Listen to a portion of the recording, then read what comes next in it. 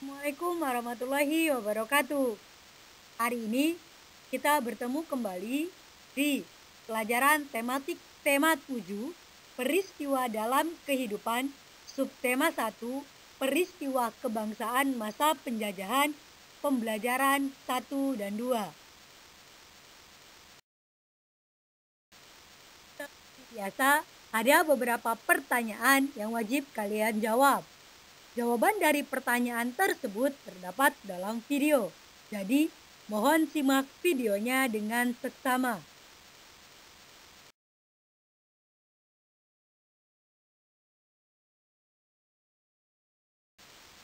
Masa penjajahan bangsa Eropa di Indonesia. Kita akan mempelajari penjajahan Portugis, penjajahan Belanda, serta penjajahan Inggris di Indonesia. Penjelajahan samudra yang dilakukan pada abad ke-15 menjadi salah satu alasan mengapa bangsa Eropa mendatangi negeri-negeri timur yang melimpah kekayaan alamnya.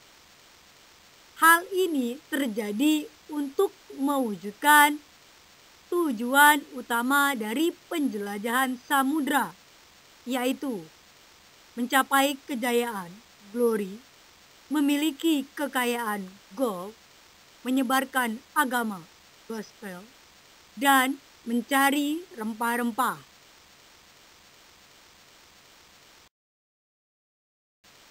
Salah satu rempah-rempah yang menarik perhatian bangsa asing adalah cengkih. Cengkih Indonesia memiliki kualitas yang baik dan harga yang murah, sehingga menarik bangsa asing yang ingin menjualnya kembali dengan harga yang lebih tinggi. Oleh karena itu, bangsa Indonesia didatangi oleh beberapa negara Eropa yang awalnya berniat untuk berdagang. Namun selanjutnya, justru mereka menjajah bangsa Indonesia dengan memonopoli perdagangan. Yang pertama, penjajahan Portugis. Portugis datang pada tahun 1511 di Malaka. Setelah itu, Portugis datang ke Maluku pada tahun 1512. Mulanya, Portugis datang untuk berdagang pala dan cengkih, sehingga disambut baik oleh kerajaan Ternate. Pada tahun 1522, Portugis membantu kerajaan Ternate mendirikan benteng untuk menghindari serangan dari kerajaan Tidore yang dibantu oleh Spanyol. Spanyol dan Portugis bersaing untuk menguasai perdagangan rempah-rempah di Maluku. Persaingan berakhir melalui Perjanjian Saragossa. Perjanjian tersebut berisi kesepakatan bahwa bangsa Spanyol mendapatkan wilayah di Filipina, sedangkan bangsa Portugis dapat tetap berada di wilayah Indonesia. Akhirnya, Portugis memonopoli perdagangan serta ikut campur dalam urusan kerajaan. Namun, Portugis berhasil diusir oleh rakyat Maluku pada tahun 1575.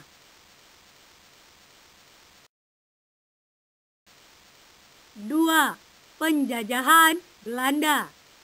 Belanda pertama kali datang ke Indonesia dipimpin oleh Cornelis de Houtman pada tanggal 27 Juni 1596 di Banten.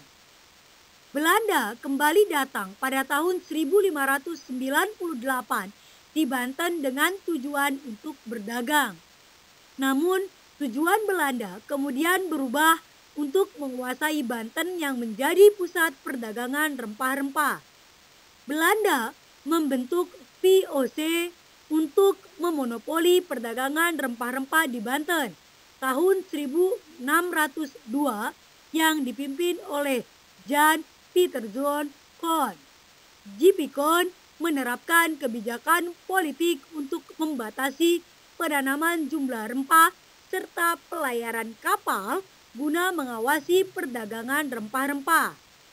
Sikap VOC yang semena-mena mendapat perlawanan dari rakyat Indonesia dan akhirnya VOC mengalami kebangkrutan dan resmi dibubarkan pada tanggal 31 Desember 1799. Yang ketiga, penjajahan Inggris. Bangsa Inggris menjajah Indonesia mulai tahun 1811 hingga 1816. Saat Indonesia dikuasai Belanda, bangsa Inggris datang dan menyerang Pulau Jawa untuk menguasai Indonesia. Mereka pun berhasil menguasai Pulau Jawa dari Belanda melalui Perjanjian Tuntang. Pemerintah Inggris di Indonesia dipimpin oleh Thomas Stamford Raffles.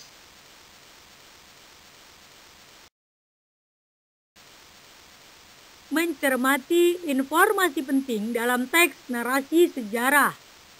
Teks narasi sejarah adalah teks yang berisi tentang cerita peristiwa sejarah yang terjadi pada masa lampau. Peristiwa sejarah tersebut disampaikan berdasarkan fakta yang terjadi dan disampaikan dalam bentuk narasi atau urutan cerita.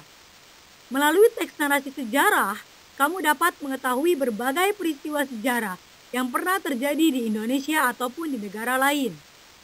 Untuk mengetahui seluruh informasi peristiwa sejarah tersebut, kamu dapat mencermati dan menggali isi teks dengan berbagai cara. Salah satunya dengan menjawab pertanyaan-pertanyaan yang disajikan. Mengelompokkan informasi teks narasi sejarah. Teks narasi sejarah memiliki banyak informasi penting mengenai peristiwa sejarah yang pernah terjadi di masa lampau. Agar lebih mudah memahami informasi penting teks, kamu dapat mengelompokkan informasi-informasi tersebut menggunakan kata tanya 5W1H. Berikut merupakan kata tanya 5W1H beserta fungsinya. Sifat-sifat benda padat, cair, dan gas. Ada berbagai jenis benda di sekitar kita. Benda-benda tersebut memiliki wujud yang berbeda satu sama lain. Berdasarkan wujudnya, benda dapat dikelompokkan menjadi 3 jenis, yaitu benda padat, cair, dan gas.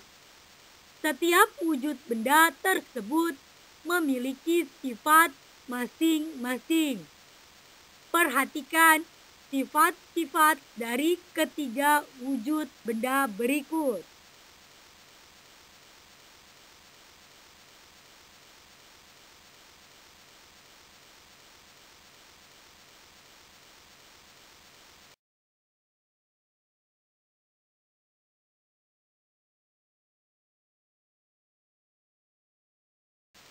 Masih ingatkah kamu perubahan wujud benda yang pernah dijelaskan pada tema sebelumnya?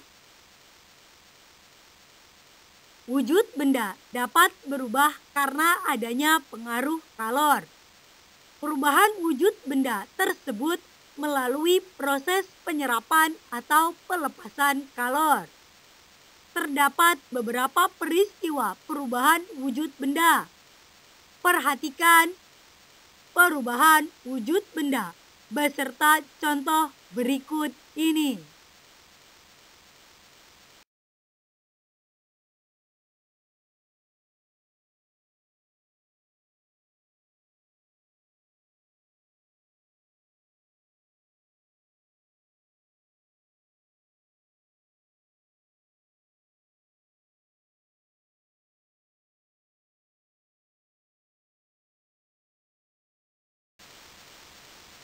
Tangga nada diatonis mayor dan minor.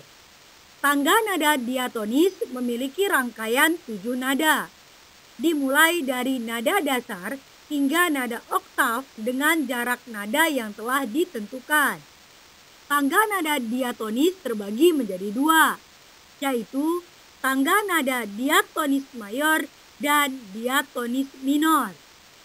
Kedua tangga nada tersebut dibedakan berdasarkan jarak nada atau disebut interval. Tangga nada diatonis mayor memiliki interval 1,1,5 1,1,1,5 dengan do sama dengan C. Tangga nada diatonis minor memiliki interval 1,5 1,1,5 1,1 dengan do sama dengan A.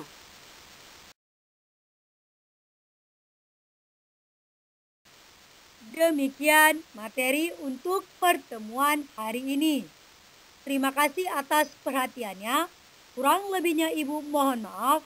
Wassalamualaikum warahmatullahi wabarakatuh.